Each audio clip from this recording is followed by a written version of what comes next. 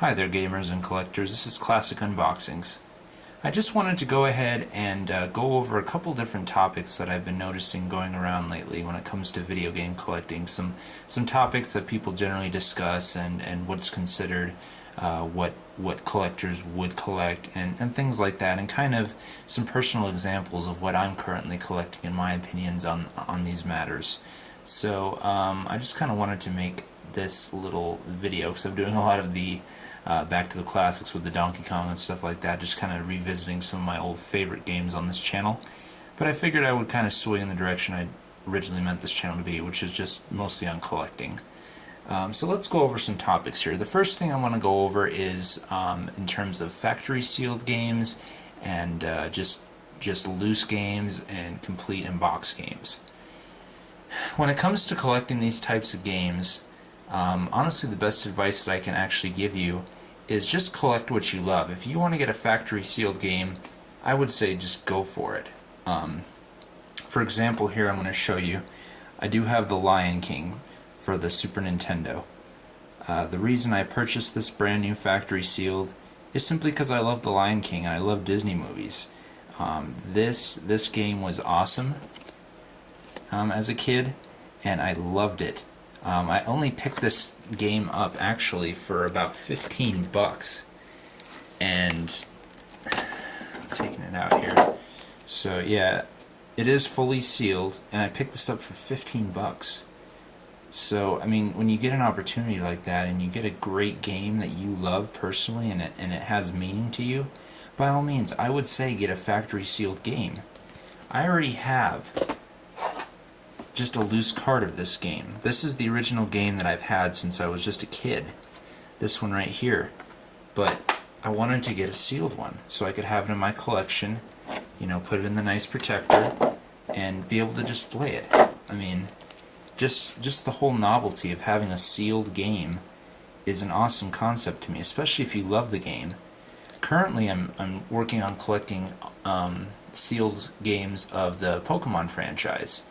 I already have all of the Pokemon Game Boy games loose that I just play, but the thought of having a nice sealed game that is that I can just display and have brand new sealed is just an awesome idea to me.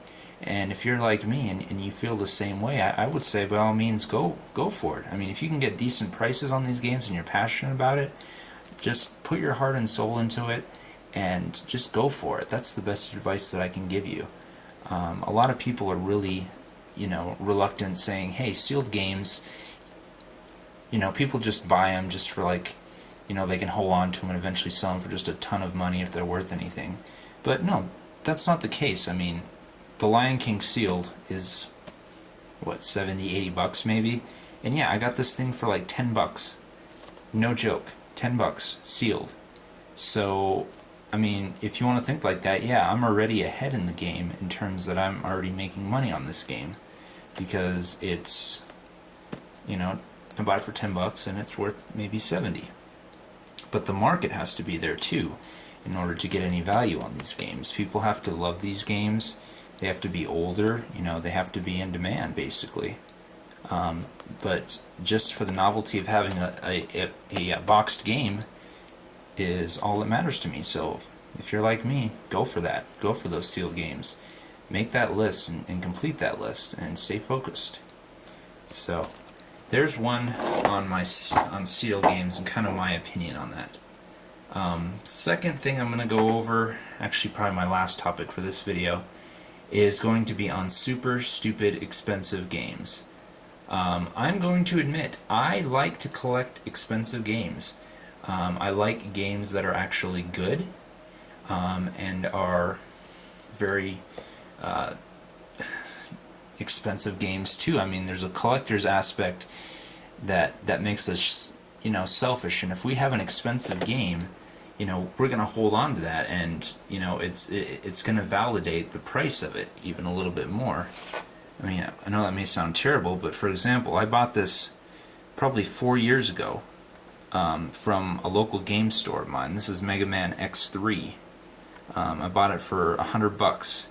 And now this is an amazing game. I love Mega Man X3. It's probably one of my favorite a Super Nintendo Mega Man games. These are awesome games. They have upgraded weapons and graphics, of course, and everything is just awesome about these games. But I did buy this for, $100. I'm seeing these loose carts going all over eBay for $170. If you get a complete copy, it can go up to $300-400 for everything. So, and I mean, this is just a couple of years ago I bought this thing for $100. Great game, but I collected it, just because it is an expensive and rare game. A lot of these games that you're going to see are going to be extremely rare. They're going to have a hefty price tag because there's just not many around anymore. Another example, I have a completed box of Harvest Moon for Super Nintendo. I love Harvest Moon. It's probably, honestly, one of my favorite games of all time. Just the whole farming aspect, everything is just awesome about this game. Now, I do have a completed box of this Harvest Moon here. This particular set I bought a couple years ago. It wasn't that much, but over the past couple years, this game in particular, I have no idea why, has just absolutely skyrocketed in price. A complete in-box set like I have here is probably $400 to $500 people pay on eBay for this complete set, which is ridiculous in my opinion. But I don't know where this booming market came from where these prices just jump so high.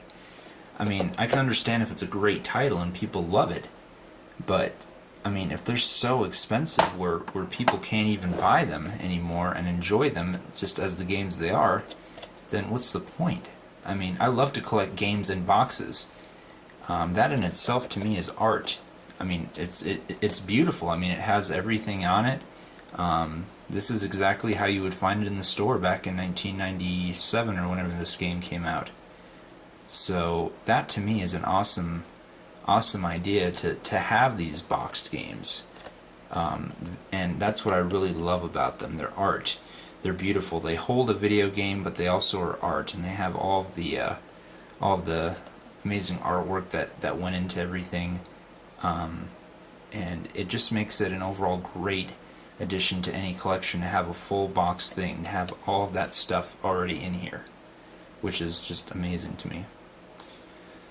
So, I know, kind of a random video, but I just kind of had a lot on my mind in terms of collecting lately. A couple topics that I did want to go over of what my current state of opinions are on these matters, and I hope you guys enjoyed this and took away something from it, maybe formed a new opinion or thought about something a little bit differently. But again, I appreciate all you guys subscribing, and please, if you like this video, comment on it.